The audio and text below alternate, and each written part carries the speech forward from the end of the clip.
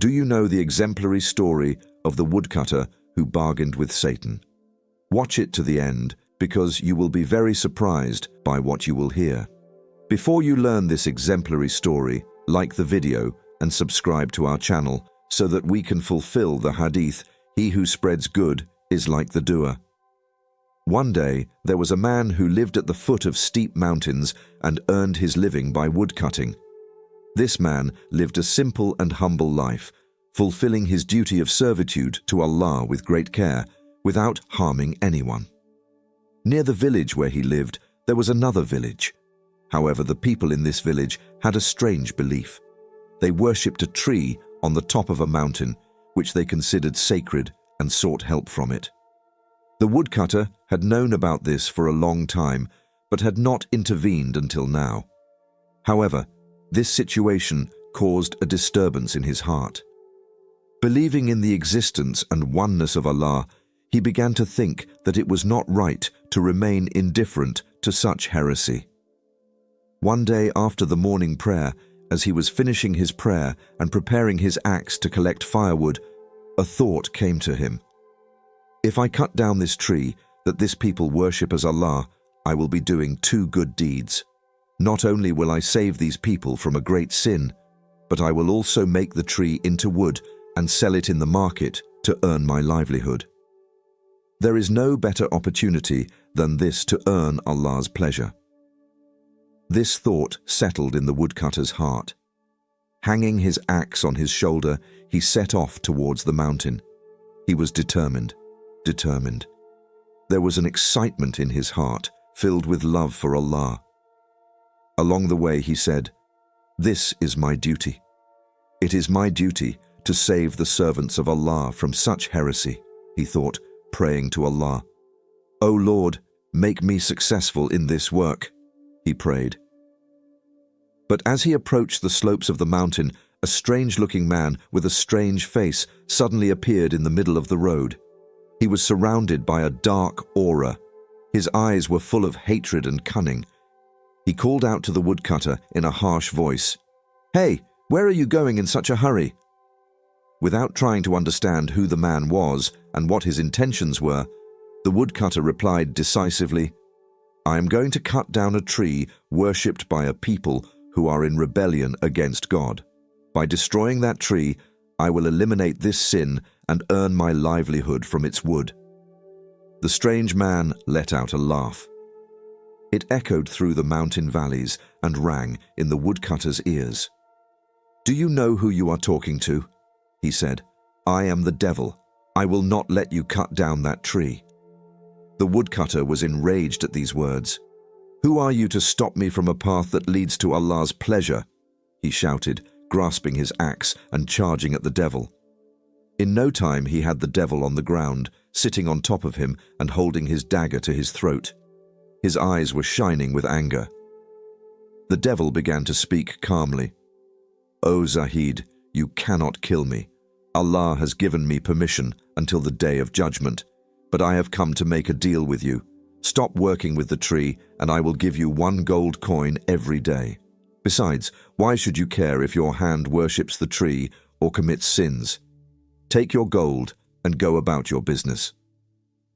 The woodcutter resisted the devil's offer at first. However, his anger slowly began to fade. The devil's words were haunting him. "Indeed, what business is it of mine?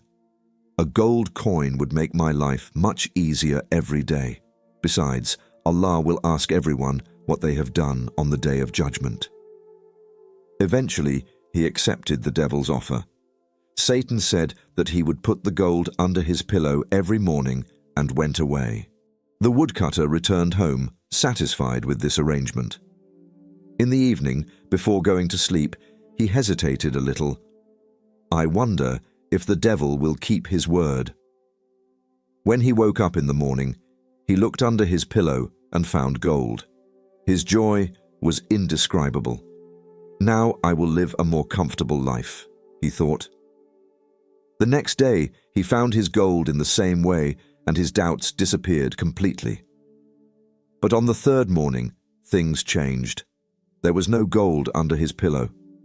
At first, he thought it was a mistake, but gradually, the reality that the devil had deceived him dawned on him. His anger swelled. He immediately took his axe, went up the mountain, and set out to cut down that tree. On the way, he met the devil again. This time his eyes were filled with anger. As soon as he saw the devil, he shouted, "You impostor! You deceived me! You said you would give me gold, but you broke your promise." The devil smiled calmly. "Calm down, O Zahid. Where are you going in such anger?" The woodcutter said, "I'm going to cut down the tree. I was wrong to trust you." And he attacked the devil again. But this time the situation was different. The devil grabbed him and threw him to the ground. The woodcutter was dumbfounded. How was this possible? How could he have defeated the devil so easily before, and now he was beaten by him? Satan saw the woodcutter's astonishment and began to speak mockingly. "Oh man, why do you marvel? Yesterday you were acting for the sake of Allah. Your heart was filled with His love. That is why I could not resist you. But today you are acting out of anger and greed for worldly goods. You are angry because you cannot buy gold.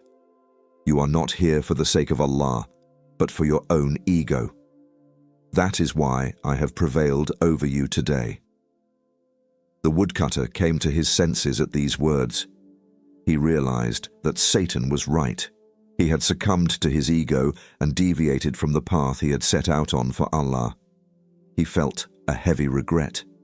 He bowed his head, and tears welled up in his eyes. Satan gave him a mocking look and disappeared. The woodcutter put down his axe and sat at the foot of the mountain and thought long and hard. "O Lord, I have succumbed to my ego. I have forgotten my devotion to you and have given in to worldly goods. Forgive me and show me the right path," he prayed. This experience reminded him once again how worldly ambition weakens a person and that Allah's pleasure is above all else. When he returned home, his only goal was to fulfill his servitude to Allah in the most sincere way and to be vigilant against the tricks of his ego. This exemplary event shows us once again that if our intention is for the sake of Allah, we will be victorious against the traps of Satan. However, when we are caught up in worldly greed, we become weak and may deviate from the path of Allah. This is the lesson we should take from the story of the woodcutter. We should do everything we do only for the sake of Allah. If you found this story useful, don't forget to like our video, subscribe to our channel, and share your thoughts with us in the comments. Let us not forget that he who spreads good is like the doer. May Allah protect us from worldly ambition and keep us on the right path. See you in the next video. Be safe with Allah.